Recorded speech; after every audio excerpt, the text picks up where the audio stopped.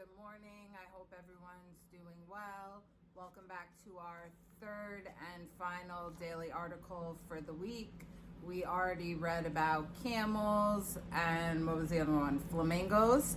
Today we are going to be reading an article called The Giant Anteater. And as we read about the giant anteater, I think you're going to be reminded of a few other animals that we read about, particularly last week. Okay, so remember last week we read about the aardvark, the armadillo, and some nighttime animals. So I want you to also think about those animals as I read this article, because I think you'll find some similarities. Okay, so I'm going to read aloud the article, Giant Anteaters. The volunteer guide at the zoo points out a long-snouted animal to several visitors. A snout is a nose. That's a giant anteater, he says. Look closely and you'll see a much smaller but look-alike animal on its back. That's the mother's pup. The pup's coloring and dark shoulder stripe matches up with its mother's. That helps hide the pup from the predators. So the pup will camouflage onto its mother's back. It blends in with the mother's fur so that predators don't see a baby. The pup spends much of its first year riding on mom's back. At 2 years, it will be full grown and able to live on its own. Okay, so the first year it rides on its mom's back, then it will stay with the mom, and when it's 2 years old, the baby pup will be ready to live on its own. Giant anteaters live in Central and South America.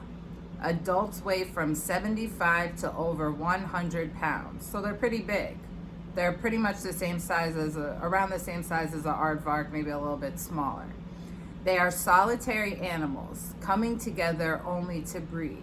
So like other animals that we read about, the armadillo and the aardvark, they also like to live by themselves, and they only really are around each other to have babies. Unlike most mammals, the giant anteater has no teeth. It's an insectivore. Its diet consists of ants and termites. Oh, do you remember what other animal we read about that eats ants and termites? Who remembers? The aardvark, right? And the aardvark, remember, it doesn't have a lot of teeth, but it did have some molar teeth only.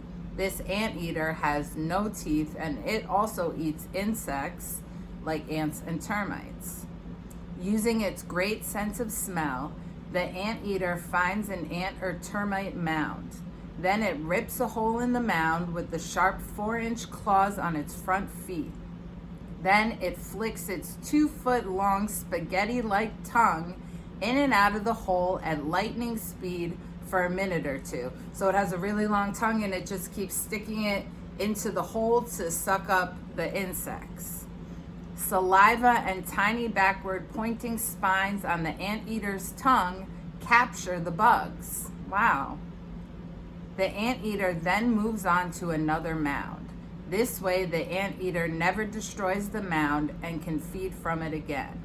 It also keeps the ants from eating the anteater.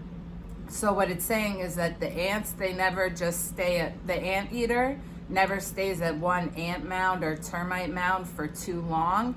It'll eat for a little bit, and then it will go to the next mound and keep going around, because first of all, it doesn't want to eat all the ants in the mound or all the termites in the mound, because then the mound will die out and no one will be there to keep the mound going. So it will have no more food once all the insects are gone. And also, if it stands on an ant mound for too long, if there's a whole lot of ants in there, they can climb up on the anteater and actually kill it if all of them swarm onto it and eat it all at once.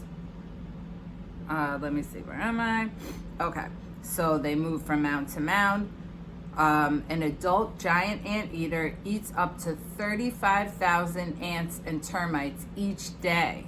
So it visits many mounds. Yeah, I bet. So 35,000, that's a lot. Because the giant anteater has no teeth, it can't chew its food.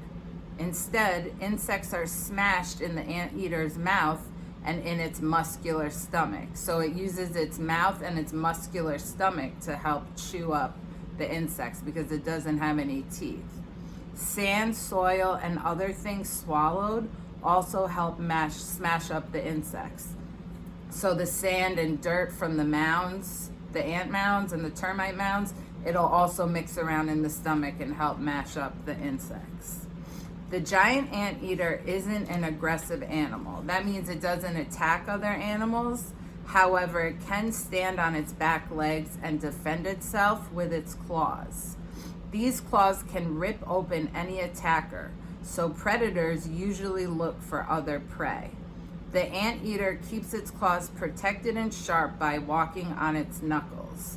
So even though the anteater is not a fighting animal, it is able to protect itself because it's big and it has sharp claws, so most animals don't mess with it.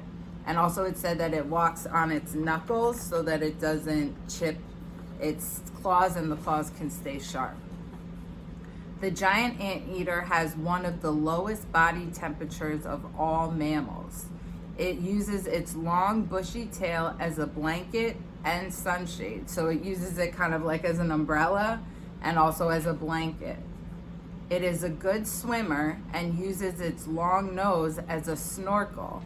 Wow, so it can poke its nose out of the water while it's swimming so it can still breathe, like a snorkel that someone who goes snorkeling and they put a mask on with that tube, and the tube pokes out of the water, above the water, so that it can bring the air down to the person who has the other part of the tube in their mouth. So the giant anteater does the same thing when it's swimming. Do you guys remember what other animal was a good swimmer that we learned about? Think the armadillo, right? Remember the armadillo sucks in air into its digestive tract so it can float. So the giant anteater is also a good swimmer, but for a different reason. Okay, let's just go over some quick main points. We know that the giant anteater pups stay with their mom for about 2 years. They live in Central and South America. They have no teeth, and they're insectivores. They eat insects, mostly ants and termites. We know that they never destroy a mound, so they don't eat up all the insects from a mound. They move around from mound to mound. What does this say? They use their muscular stomachs to help chew the insects because they don't have teeth.